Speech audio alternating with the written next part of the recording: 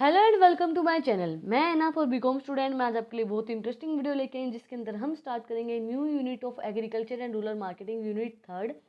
Rural marketing mix क्या होती है, rural marketing strategy, personal selling, objective of personal selling, importance of personal selling, limitation of personal selling and characteristics of personal selling. ये इसके topics हैं जो हम अपने वीडियोस के अंदर कवर करेंगे। आज की जो हमारी वीडियो होगी उसके अंदर हम करेंगे रूरल मार्केटिंग मिक्स क्या होती है, रूरल मार्केटिंग की स्ट्रेटजीज कौन कौन सी हैं, वो सब चीज़ें हम आज की वीडियो के अंदर कवर करेंगे।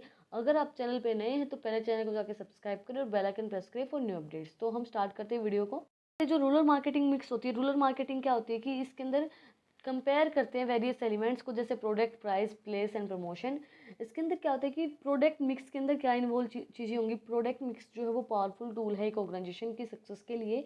प्रोडक्ट ऐसा होना चाहिए जो एक्सेप्टेबल हो कंज्यूमर्स को, जो रूरल कंज्यूमर है वो उसको एक्सेप्ट करें कि हमें ये प्रोडक्ट चाहिए। जैसे फॉर एग्जांपल मैं आपको देती हूँ, अभी कोई भी मान लीजिए आपको वेस्टर्न ड्रेस आप रूरल कंज्यूमर के अंदर लॉन्च करते हो, कोई भी वेस्टर्न ड्रेस आप वहाँ लेके आते हो तो वो एक्सेप्टेबल नहीं होगी, वो उसको एक्सेप्ट नहीं करेंगे, वो नहीं खरीदेंगे। उसी जगह पे जो उनका कल्चर है, मान लीजिए साड़ी वगैरह या सूट वगैरह आप वहाँ पे लेके आते हो तो वो उनका कल्चर, वो उस चीज़ को अपनाएंगे। दैट्स वाई अभी रूरल के अंदर अगर आप वेस्टर्न ड्रेस, वेस्टर्न कोई भी प्रोडक्ट लेके आओगे तो वो उस चीज़ को नहीं अफोर्ड करेंगे। या फिर आप कोई ब्रांडेड प्रोडक्ट लेके आओगे, ब्रांड का प्रोडक्ट लेके आओगे तो भी उस चीज़ को वो अफोर्ड नहीं करेंगे, वो इतना एक्सपेंसिव चीज़ नहीं लेते हैं। इसके बाद प्राइस मिक्स। प्राइस मिक्स के अंदर क्या आएगा, वही चीज़ जो मैंने बताया, एक्सपेंसिव चीज़ नहीं लेते हैं, वो सेंसिटिव होते हैं प्राइस को लेके। वो मतलब वो इतना ही प्राइस लेते हैं कि जितना उनको मतलब एक्सेप्टेबल हो, वो एक्सेप्ट कर पाए, उतने ही प्राइस के अंदर उसी प्रोडक्ट को वो लेना पसंद करते हैं। वो ज़्यादा ब्रांडेड प्रोडक्ट में बिलीव नहीं करते हैं, वो ये होता है कि नॉर्मली ही प्रोडक्ट लेना पसंद करते हैं। Rural consumer are most price sensitive and price place more decrease role in the buying decision. मतलब प्राइस का बहुत ज़्यादा रोल होता है भाई बाई करने में। अगर प्राइस उनके रिलायबल होगा तो वो बाई कर लेंगे, नहीं होगा तो वो नहीं करेंगे। इसके बाद प्रमोशन मिक्स। प्रमोशन मिक्स के अंदर क्या आएगा, प्रमोशन रूरल मार्केटिंग के अंदर, रूरल मास मीडिया के अंदर आप किस तरीके से कर रहे हो, वो सब चीज़ें बहुत इंपॉर्टेंट होती है। कि मान लीजिए भी गाँव, जैसे जो रूरल एरिया के अंदर जो लोग रहते हैं, जो गाँव के अंदर लोग रहते हैं, उनका आप प्रमोशन या तो फिर जो माइक सिस्टम होता है उससे आप करवा सकते हो, या फिर थ्रू पैम्पलेट्स वगैरह, उनसे आप किस तरीके से आप अपना प्रमोशन करवा रहे हो। उसके बाद rural market face critical issue of distribution. मतलब रूरल मार्केट के अंदर डिस्ट्रीब्यूशन करना बहुत ही मुश्किल होता है, क्रिटिकल इशू होता है इसके अंदर। इसके अंदर क्या होगा, मान लीजिए अब आप एक ऐसी प्लेस पे आपने अपनी शॉप खोल दी जहाँ पे कोई आता जाता ही नहीं है, तो उस चीज़ वहाँ से आप अपने सामान को डिस्ट्रीब्यूट कैसे करेंगे, वहाँ तक लोग पहुँचेंगे कैसे, वो सबसे ज़्यादा मैटर करता है। अभी आपने मान लीजिए एक गांव है, गांव के बीच में आपने दुकान खोली तो वो ऑब्वियस सी बात है वो चलेगी। अब मान लीजिए आपने पूरा गांव छोड़ के अपने गांव के बाहर कहीं दुकान खोली तो वो बहुत कम चलने के उसके चांसेस होते हैं। इसके बाद है rural marketing strategy in India. क्या क्या स्ट्रेटजीज यूज़ की जाती है रूरल मार्केटिंग के अंदर, product, price, place, physical distribution के अंदर उनको कैसे डिस्ट्रीब्यूट करना है, कौन कौन सी स्ट्रेटजीज यूज़ की जाती है इन सब चीज़ों के लिए। सबसे पहले रूरल मार्केटिंग स्ट्रेटजी, प्रोडक्ट के लिए क्या स्ट्रेटजी यूज़ की जाएंगी। Product is anything that satisfy human wants. Product क्या होता है, कोई भी ऐसी चीज़ जो अपनी जो ह्यूमन की वांट्स होती है उनको सेटिस्फाई करती है, including product quality, features, benefit, design, styles, colours and services and warranties. उसके अंदर क्या क्या चीज़ें इंक्लूड होंगी भाई, उसका डिज़ाइन कैसा है, उसके फीचर्स कैसे, उसके स्टाइल कैसा है, उसका कलर कैसा है, ब्रांड कौन सा है, वो कितनी वारंटी उसको दी जा रही है उस प्रोडक्ट के लिए हमें, या कितनी गारंटी दी जा रही है, वो सब चीज़ें इसके लिए मैटर करेंगी। Product strategy use for companies in rural marketing are as follows. सबसे पहले सैचुरेटेड प्रोडक्ट।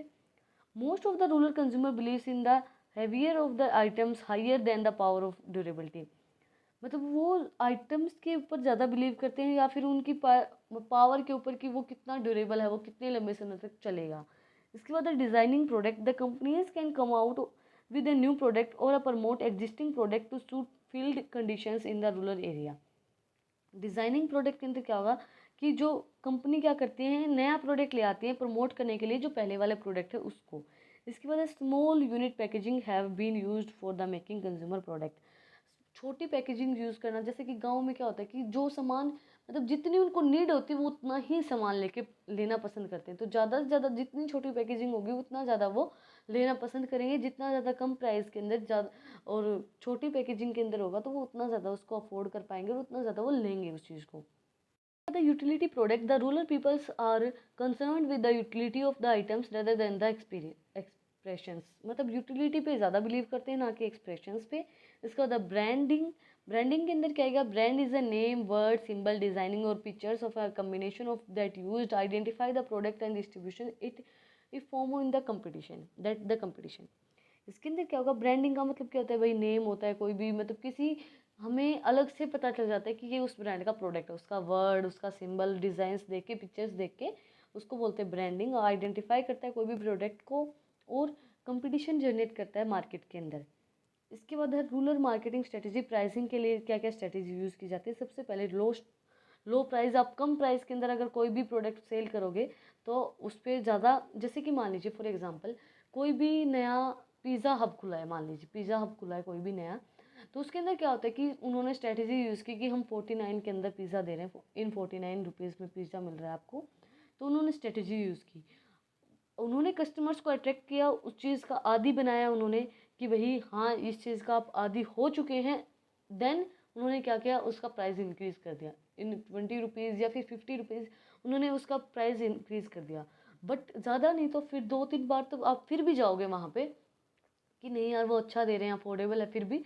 तो वही चीज़ है, पहले आप लो प्राइस के अंदर देके उनको कस्टमर्स को अट्रैक्ट करो, उसके बाद आप अपना प्राइस धीरे धीरे इंक्रीज़ कर दीजिए. और rural customers is a price sensitive mentally, क्योंकि वो प्राइस से बहुत सेंसिटिव होते हैं वो मेंटली, क्योंकि उनको मतलब ये होता है कि ज़्यादा हमें पैसे खर्च नहीं करने हैं. Become of his relatively low level of income, क्योंकि एक तो रूरल कंज्यूमर पहले के टाइम में, अब तो बहुत ज़्यादा चेंज हो गया है, बट पहले के टाइम पे उनके पास इनकम बहुत ज़्यादा कम होती थी, उनकी इनकम.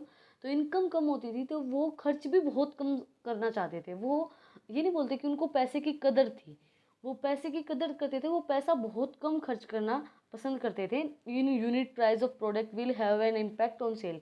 तो वो जो प्राइस है वो इम्पैक्ट करेगा आपकी सेल को. इसके बाद है no fields product. The production cost can be lowered by using less sufficiency and rather than the contractions of the saturated and utility of the product. मतलब उनकी सैचुरेटेड और utility of the product matter करती है उस चीज़ के लिए. Refill reusable packaging, मतलब आप ऐसी यूज़ करो जो उसको आप रिफ़िल कर सको या फिर रीयूज़ कर सको उस पैकेजिंग को. मतलब वो पैकेज जो है वो यूज़ हो जाए. जैसे कि मान लीजिए आप फ्रूट वगैरह लेके आते हो, तो अब तो प्लास्टिक की थैलियाँ बंद हो गई, बट प्लास्टिक की थैलियाँ रीयूजेबल होती हैं. आपको कोई भी सामान उसके अंदर डाल के ले जाना है तो आप ले जा सकते हैं. By giving refills packaging, markets can add values of the price of the product. मतलब उसके प्राइस ऑफ द, उसके अंदर भी वो चीज़ ऐड होती है कि भाई आप उसको रीयूज़ कर सकते हो, रिफिल कर सकते हो उस चीज़ को. इसके बाद है credit facility. Success on failure of crops depends upon the climate condition. अगर आपकी जो क्रॉप्स हैं एग्रीकल्चर के अंदर, जो क्रॉप्स हैं वो फेल हो गई, मतलब क्लाइमेट अच्छा नहीं था, बारिश ज़्यादा हो गई या फिर स्नोफॉल हो गई है, उस वजह से वो जो आपकी एग्रीकल्चर है, जो खेती है वो ख़राब हो गई है, उसका मतलब आप उसकी कंडीशन बिल्कुल भी अच्छी नहीं है, तो आपको उनको क्रेडिट फैसिलिटी अगर आप उसको दे पाते हैं तो वो अच्छी रहती है उनके लिए. या फिर आप डिस्काउंट दें उनको. Discounts are offered to motivate to retailers to sales more of the companies product. मतलब उनको डिस्काउंट देके कंपनीज के प्रोडक्ट को ज़्यादा मतलब मोटिवेट किया जाए कि आप ज़्यादा सेल कीजिए इनका. प्रमोशनल स्कीम्स यूज़ करें. Farmers purchase consumers durable after the harvest of product, कि ऐसा हो कि वो हार्वेस्ट करने के बाद उस प्रोडक्ट को वो परचेज कर पाएँ, उनके पास ऐसा हो कि वो अफोर्ड कर सकें उस प्रोडक्ट को. इसके बाद है वैल्यू इंजीनियरिंग.